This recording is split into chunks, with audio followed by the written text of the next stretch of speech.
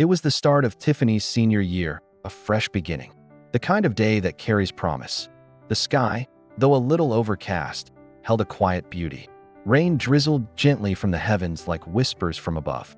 She climbed into her black 2001 Toyota Celica, her heart full of senior year anticipation. Moments later, she was on the road, windshield wipers brushing away the mist, the radio humming a familiar tune. But then, in an instant, everything changed.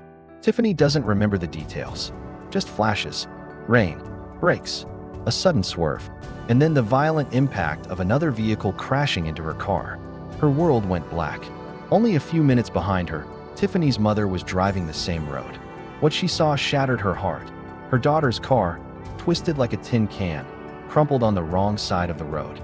Panic and disbelief washed over her. No mother should have to witness such a scene. She reached Tiffany before the ambulance did. No sirens yet, no professionals, just a mother and her wounded child. But she didn't need a doctor to tell her it was bad. The car looked like it had been dropped from the sky by some angry, invisible force. When emergency responders finally arrived, Tiffany had to be cut from the wreckage. Time slowed to a crawl. At Baptist Hospital, machines whirred and beeped as CT scans and MRIs searched for answers. And then, the diagnosis came. Diffuse axonal traumatic brain injury. The damage was everywhere. Not one spot, not one side. Her entire brain had taken the hit. Bruised, battered, silent. Doctors pulled Tiffany's parents aside. Their words were clinical, heavy. More than 90% of patients with this kind of injury never wake up. And if she did open her eyes again, her life would likely never be the same.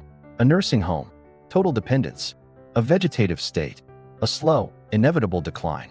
But her family, they weren't ready to let go, and they certainly weren't about to give up. With little hope from medicine, they turned to the one who creates life in the first place, God. They prayed, and they kept praying. Prayer chains spread like wildfire across Facebook. T-shirts were made. Messages were shared. Thousands of voices rose up, pleading with heaven for a miracle. And then, on the 8th day after the accident, Tiffany opened her eyes. There were no fireworks, no dramatic music, just her eyes open. She remembers nothing of that day, only that she woke up to a world she no longer recognized. Her first true memories were in a rehab center.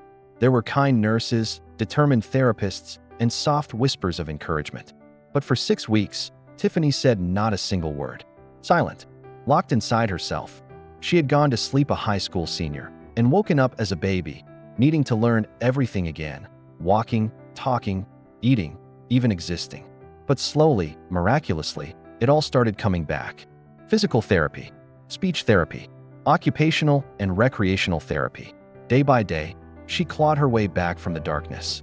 And then, on December 22nd, 2011, 71 days after the accident, Tiffany walked out of the hospital.